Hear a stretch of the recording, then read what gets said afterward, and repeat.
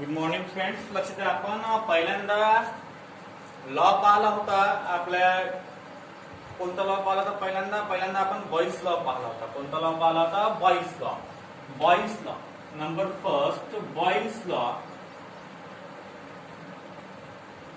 नंतर सेकंड पाहिला होता आपण चार लॉ. थर्ड पाहिला होता आपण गे-लुसॅक लॉ.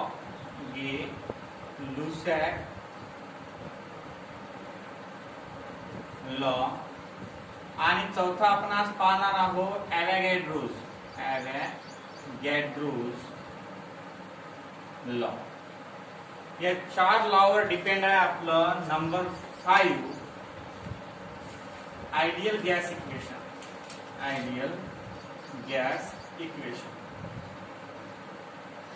पाहता बॉईस लॉ, चार लॉ, गे-लुसॅक लॉ, ॲव्होगॅड्रोज लॉ आणि आयडियल गॅस इक्वेशन असे चार कन्सेप्ट आपल्या जवळ आहेत.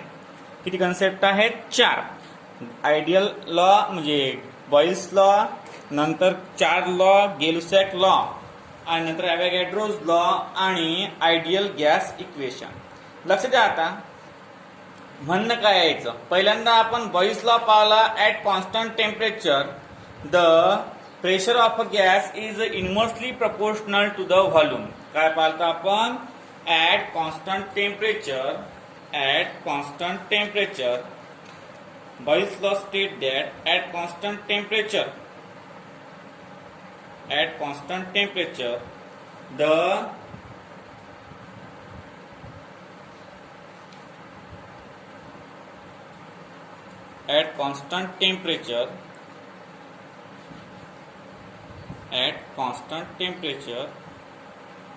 the pressure of a gas is inversely proportional to the volume. नंतर पाहिलं आपण चार लॉ मध्ये काय पाहिलं होतं आपण? चार लॉ मध्ये पाहिलं होतं आपण की volume is directly proportional to the temperature, absolute temperature at constant pressure volume of a gas directly proportional to the temperature in Kelvin. आणि गे-लुसॅक लॉ पाहिलं आपण at constant volume. Boyle's law मध्ये पाहिलं आपण at constant temperature P is inversely proportional to the volume, temperature constant. नंतर Charles law मध्ये पाहिलं आपण volume is directly proportional temperature at constant pressure. आणि नंतर आपण गे-लुसॅक लॉ पाहिला होता की P is directly proportional to the temperature at constant volume. आणि ॲव्होगॅड्रोज लॉ आहे volume is directly proportional to the number of moles at constant pressure and volume. आणि general equation आहे PV = nRT. आपल्याला हे explain करायचं आहे आज. आपल्याला हे काय करायचं आहे? पूर्ण एक्सप्लेन करणं आहे आज. आता बघा, एक्सप्लेन करण्यासाठी आपल्याला काय पाहिजे? एक्सप्लेन करण्यासाठी आपल्याला मागचे जे कन्सेप्ट आहेत ते क्लिअर पाहिजेत. आता मागचे कन्सेप्ट कोणते? समजा आपण मागचे कन्सेप्ट घेतले होते. कोणते घेतले? समजा पहिला बॉईस लॉ घेतला. बॉईस लॉ मध्ये हे कामाचं आहे आपल्या. दुसरी आपण प्रूव्ह केलं होतं की density of gas is directly proportional to the pressure. कसं केलं होतं? कारण density is inversely proportional to the volume आणि प्रेशर सुद्धा inversely proportional to the volume. मग आता डेन्सिटी ही इनव्हर्सली प्रपोर्शनल आहे, प्रेशर ही इनव्हर्सली प्रपोर्शनल आहे, म्हणजे density is directly proportional to the pressure असं आपल्याला सांगता येईल. बॉईसनं काय सांगितलं? जर तुम्ही टेम्परेचर कॉन्स्टंट ठेवलं तर P इज इनव्हर्सली म्हणजे pressure of a gas is inversely proportional to the volume of a gas. नंतर चार लॉ काय म्हणे? चार लॉ म्हणे ऍट कॉन्स्टंट प्रेशर म्हणजे प्रेशर कॉन्स्टंट असताना कोणाचं? गॅसचं. Volume of a gas is directly proportional to the temperature. नंतर Gay-Lussac law at constant volume the pressure of a gas is directly proportional to the temperature. हे तीन law आपण पाहिलेले आहेत. लक्ष द्या, गॅसला तीन जे गॅसचे लॉज आहेत ते या कन्सेप्टवर डिपेंड आहेत. Number first pressure, number second volume, number third temperature आणि नंबर 4 नंबर ऑफ मोल्स. या 4 कन्सेप्टवर तुमचे बाकीचे कन्सेप्ट डिपेंड आहेत. पहा, pressure equal to P, volume equal to V, temperature equal to T आणि नंबर ऑफ मोल्स म्हणजे एन. लक्ष द्या. आता बॉइल्स लॉ काय म्हणते? बॉइल्स लॉ या 4 गोष्टीवरचा टेम्परेचर कॉन्स्टंट ठेवते आणि टेम्परेचर कॉन्स्टंट ठेवून ऍट कॉन्स्टंट टेम्परेचर हा जो प्रेशर आहे कोणाचा? गॅसचा. ह्या सर्व बाबतीत जे आहे ते काय आहे? गॅस. काय आहे? गॅस. म्हणजे a pressure of a gas at constant temperature, a pressure of a gas is directly proportional to the volume, sorry inversely proportional to the volume. हा झाला बॉइल्स लॉ. बॉइल्स लॉ ना काय सांगितलं की pressure हे inversely proportional आहे कोणाला? व्हॉल्यूमला, ज्या वेळेस टेम्परेचर कॉन्स्टंट असणार. नंतर 4 लॉ ना काय सांगितलं? ऍट कॉन्स्टंट प्रेशर, ज्यावेळेस तुम्ही प्रेशर कॉन्स्टंट घेसाल, ज्यावेळेस तुम्ही प्रेशर कॉन्स्टंट घेसाल त्यावेळेस volume of a gas is directly proportional to the temperature. ज्यावेळेस तुम्ही प्रेशर कॉन्स्टंट घेसाल त्यावेळेस volume of a gas is directly proportional to the temperature. मग let V be the volume and T be the temperature. Therefore according to Charles law V is directly proportional to the temperature. त्याचप्रमाणे गे-लुसॅक law मध्ये काय होते पहा बरं? At constant volume, ज्या volume constant ठेवून pressure of a gas is directly proportional to the temperature. Pressure of a gas is directly proportional to the temperature. Avogadro's law काय सांगते? Volume of a gas is directly proportional to the number of moles. Volume of a gas is directly proportional to the number of moles. त्यावेळेस pressure आणि volume हे constant असतात. आता Avogadro lodge आपण इकडे explain करू. पहा, ॲव्होगॅड्रोज लॉ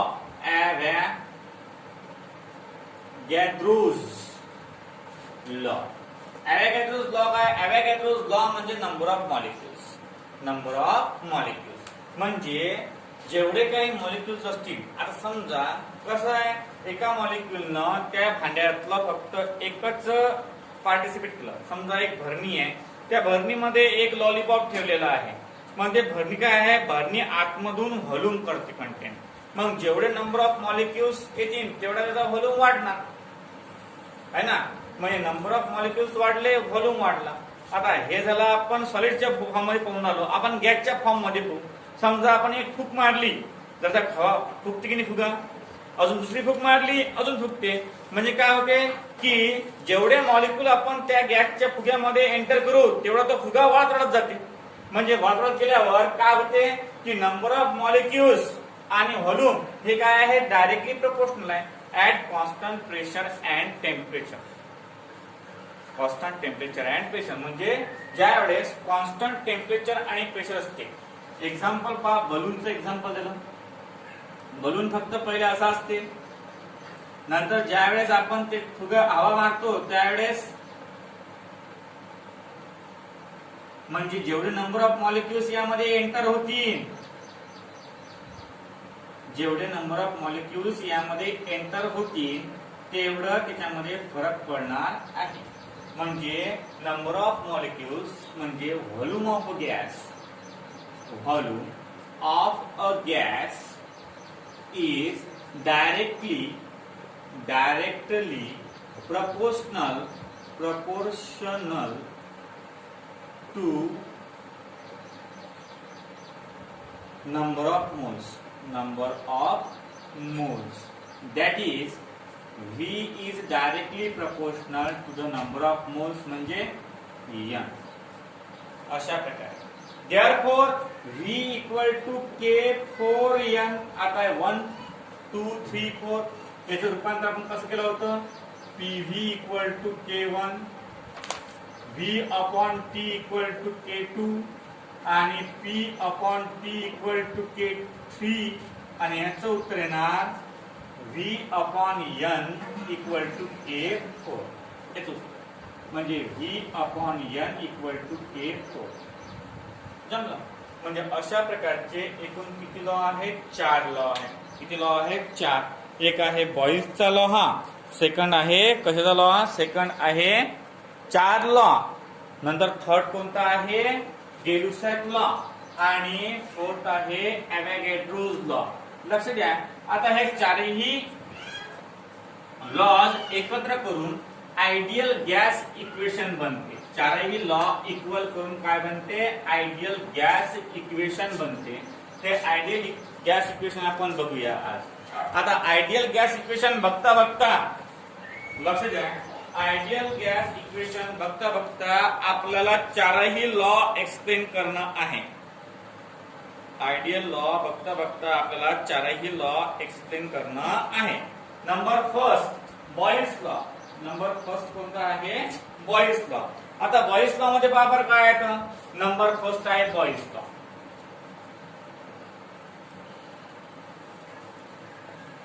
किंवा मग let a gas is expand. A gas is expand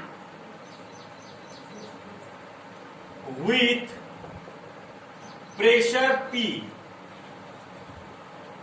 comma volume V, comma density, volume pressure, अजून काय आहे? Temperature T, temperature T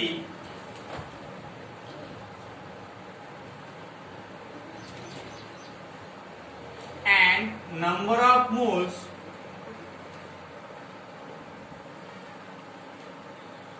n. Number of moles n. म्हणजे हा जो गॅस आहे हा एक्सपांड होऊन झाला. काय होऊन झाला? एक्सपांड. कशानं? व्हॉल्यूम V न, प्रेशर P न, टेम्परेचर T न आणि नंबर ऑफ मोल्स n. नंतर अकॉर्डिंग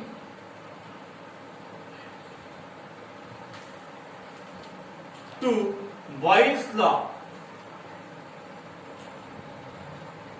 Boyle's law नुसार काही at constant temperature pressure of a gas is inversely proportional to the volume. Therefore, P equal to K1 upon V. Equation number 1. And here K is constant. नंतर according to 4 law V is directly proportional to the temperature. Therefore, V equal to KT म्हणजे K to T, where त्याला आपण 1 number दिल्यापेक्षा where K equal to T आणि TV equal to K1. याला equation number 1. हा जो divide मध्ये आहे हा इक्वेशन काय होते? मल्टिप्लाय मध्ये. मग याला आपण K1 देऊ. याला काय देऊ? K1. आता हा इक्वेशन दा V upon T equal to K2 where K is constant. याला इक्वेशन नंबर 2. नंतर according to Gay-Lussac law,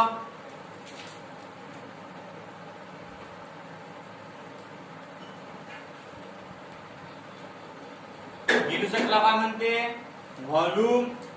Pressure of a gas is directly proportional to temperature at constant volume. म्हणजे P equal to K P आणि T म्हणजे P upon T equal to K3.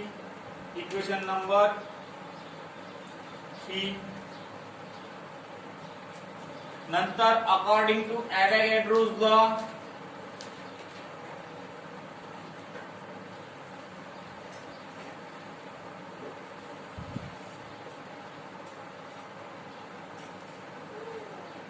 V is directly proportional to number of molecules. म्हणजे V equal to K4n म्हणजे V upon n equal to K4. Equation number 4. आणि इथे लिहायचं where K4, इथे लिहायचं where K3 is constant, where K4 is constant. झालं. आता अशा प्रकारे आपल्याजवळ 4 इक्वेशन आले. किती इक्वेशन आले आपल्याजवळ? 4. लक्ष द्या. आता अशा प्रकारे 4 इक्वेशन आले आपल्याला. आता 4 इक्वेशनचा यूज करून आपल्याला जनरल फॉर्म काढायचा आहे. आता PV equal to K1, PV equal to K1, V equal to K2T. नंतर थर्ड आहे P इक्वल टू K3T आणि V इक्वल टू K4N. आता फ्रॉम 1, 2, 3 and 4, फ्रॉम 1, 2, 3 and 4, 1, 2, 3 व 4 वरून काय सांगता येईल की PV equal to NRT, PV equal to NRT, किंवा PV is directly proportional to NT. PV is directly proportional to NT. म्हणजे PV equal to NRT, and that R, where R is a gas constant.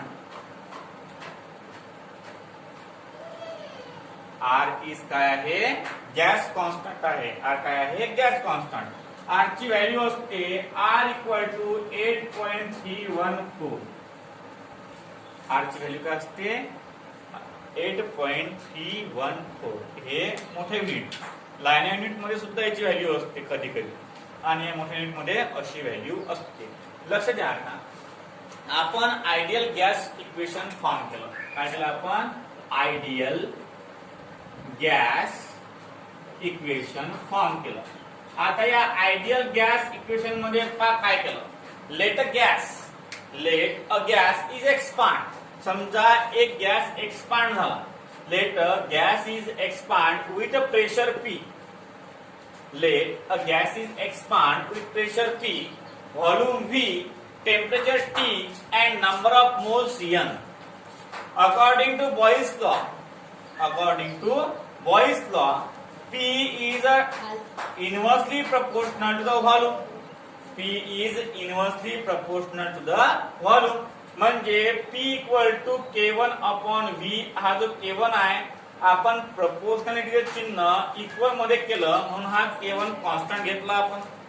हा constant घेतल्यावर where K is constant, मग PV equal to K1, PV equal to K1. According to charge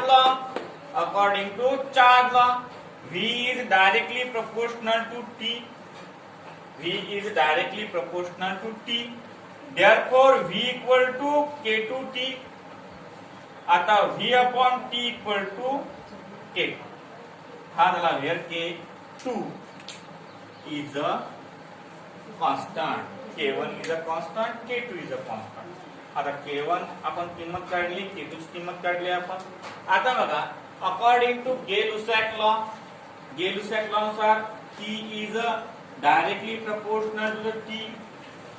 T equal to K3T, where K3 is a constant. नंतर हा T या साइडने जाईल, म्हणजे P upon T equal to K3, equation number 3. According to Avogadro's law, V is directly, म्हणजे volume of a gas is directly proportional to number of molecules. Explanation तुम्हाला दिलं. हे जे 3 लॉ आहेत, बॉयल्स लॉ, चार्ज लॉ आणि Gay Lussac law, हे 3 law आपले काल झाले होते. आज आपण अवोगाड्रोस लॉ पाहिला एक्सप्लेनेशन सहित, की ज्या वेळेस एखाद्या गॅसचा व्हॉल्यूम वाढते त्याच वेळेस त्यामधले नंबर ऑफ मॉलिक्युल सुद्धा वाढतात. म्हणजे तुम्ही जेवढी हवा त्या फुग्यामध्ये भरसाल तेवढा तो फुगा फुगणार. आणि अशा प्रकारे कन्सेप्टनं आपण V is directly proportional to the N दिलं. आता नंतर मग V equal to K4N, K4 is the constant आणि V upon N equal to K4. आता K4 इक्वेशन नंबर 4 दिलं. आता 1 मध्ये काय दिलेलं आहे तुम्हाला? 1 मध्ये दिलेलं आहे तुम्हाला की P V equal to K1 म्हणजे पी हा इनव्हर्सली प्रपोर्शनल आहे कोणाला व्हॉल्यूमला. सेकंड मध्ये व्ही डायरेक्टली प्रपोर्शनल आहे टी ला. थर्ड मध्ये पी डायरेक्टली प्रपोर्शनल आहे टी ला. आणि फोर्थ मध्ये नंबर ऑफ मॉलिक्युल्स ला व्ही जो आहे व्हॉल्यूम तो डायरेक्टली प्रपोर्शनल आहे. आता लक्ष द्या कसं करायचं. समजा आता इकडे घेतले आपण. समजा या पहिल्यावरून पीव्ही इक्वल टू कॉन्स्टंट, मग पीव्ही इकडे, नंतर पीव्ही अपॉन टी आहे, नंतर काय आहे V upon N equal to constant. त्याच्यावरून आपल्याला असं लिहिता येते from 1, 2 and 3 PV upon N T equal to constant. या 4 लॉवरून आपल्याला हे. आता PV equal to constant into N T. आता हा जो आहे हा कॉन्स्टंट आपण आर ने रिप्लेस केला म्हणजे पीव्ही इक्वल टू आर गुणिला एन टी. मग लिहायचं पर PV equal to N R T. अशा प्रकारे आपल्याला आयडियल गॅस लॉ मिळाला. म्हणजे जो गॅस हे इक्वेशन उभे करणार तो गॅस या पृथ्वीवरचा आयडियल गॅस असणार. म्हणजे आयडियल गॅस होण्यासाठी त्या गॅसला हे इक्वेशन सॅटिस्फाय करायला पाहिजे. पहा बॉयल्स लॉ तुमच्या लक्षात आलाच, नंतर 4 लॉ तुमच्या लक्षात आलाच, नंतर गे-लुसॅक लॉ तो सुद्धा तुमच्या लक्षात आला असेलच, आणि अकॉर्डिंग टू ॲव्होगॅड्रो लॉ सुद्धा तुमच्या लक्षात आलाच. आता पहा आपण याचं एक्सप्लेनेशन करू थोडंफार की व्हॉल्यूम आणि प्रेशर गॅसच्या पद्धतीनं. प्रेशर कधी जास्त असते ज्या वेळेस व्हॉल्यूम कमी असतो. तुम्हाला माहिती आहे फुगला आपण आणि नंतर तो वडला असा की त्याची शिट्टी वाजते. त्यावर शिट्टी वाजते त्याचं प्रेशर जास्त असतं. प्रेशर जास्त असलं की व्हॉल्यूम कमी असते, व्हॉल्यूम कमी असला की प्रेशर जास्त असते. नंतर सेकंड लॉ आहे 4 लॉ. व्हॉल्यूम जेवढा असेल तेवढं टेम्परेचर वाढते. समजा आता आपल्या घरी समजा काहीतरी शिजवून राहिले तर जेवढं मोठं शिजवतील तेवढं मोठं त्याला व्हॉल्यूम लागणार. पहा व्हॉल्यूम जेवढा मोठा लागेल तेवढं टेम्परेचर लागणार. तुम्हाला म्हटलं एक ग्लास पाणी तापवा, त्याला जो लागणारा वेळ आहे तो वेळ जेवढा वाढत जाईल तेवढा व्हॉल्यूम वाढवत जाईल. ग्लास तापवायला 10 मिनिट म्हणजे 5 मिनिट लागतात. नंतर बकेट तापवायला 1 तास असं 5 मिनिटं 10 मिनिटं असे वाढतात. म्हणजे व्हॉल्यूम जर वाढला तर टेम्परेचर वाढते आणि टेम्परेचर जर वाढलं तर व्हॉल्यूम वाढते. म्हणजे हे एकमेकाला कसे आहे डायरेक्टली प्रपोर्शनल आहे. नंतर third according to Gay-Lussac law. Gay-Lussac law मध्ये प्रेशर हा टेम्परेचरला डिपेंड आहे. प्रेशर वाढलं टेम्परेचर वाढते, टेम्परेचर वाढलं प्रेशर वाढते. म्हणून अकॉर्डिंग टू गे-लुसॅक लॉ काय म्हणते pressure of a gas is directly proportional to the temperature of the gas. नंतर 4 नंबरचा आहे ॲव्होगॅड्रोज लॉ. आता ॲव्होगॅड्रोज लॉ मध्ये ज्या वेळेस आपण व्हॉल्यूम आहे जेवढे व्हॉल्यूम म्हणजे जेवढा व्हॉल्यूम वाढणार त्यातले नंबर ऑफ मॉलिक्युल्स वाढतील. एक्झाम्पल घेतला आपण सॉलिडच्या फॉर्म मध्ये. समजा तुम्हाला 2 साखरेचे दाणे सांगितले, 2 साखरचे दाणे, 2 साखरेचे दाणे जेवढं किंवा एखाद्या पन्नीमध्ये आपण हवा भरली, जेवढी हवा भरसान तेवढी त्याच्यामध्ये काय ना तेवढी त्याच्यामध्ये ते वाढते. काय वाढते व्हॉल्यूम सुद्धा वाढते. नंबर ऑफ मॉलिक्युल्स जेवढे वाढतील तेवढाच व्हॉल्यूम वाढतो. आणि नंतर ॲव्होगॅड्रोज लॉ झाला. आता या चौघांचं जर कॉम्बिनेशन केलं आपण तर चौघांच्या कॉम्बिनेशन मधून आपल्याला हे इक्वेशन मिळते. आणि इक्वेशनचं रूपांतर कॉन्स्टंट मध्ये जर केलं आपण तर हा घेतो आपण गॅस कॉन्स्टंट. आणि गॅस कॉन्स्टंट घेतलं की पीव्ही इक्वल टू एनआरटी. हे झालं आयडियल गॅस इक्वेशन. हा म्हणजे हा लॉ जो गॅस उभे करते तो आयडियल गॅस असतो. हा लॉ जो उभे करते तो काय असतो आयडियल गॅस असतो. अशा प्रकारे आपण गॅसचे सर्व लॉ आज पाहिले. आता बघा गॅसच्या कोणत्याच प्रकारचा लॉ आज आपला नाही राहिला. आता जे बाकीचे कॉन्सेप्ट आहेत तो आपण पुढच्या लेक्चर मध्ये बघूया.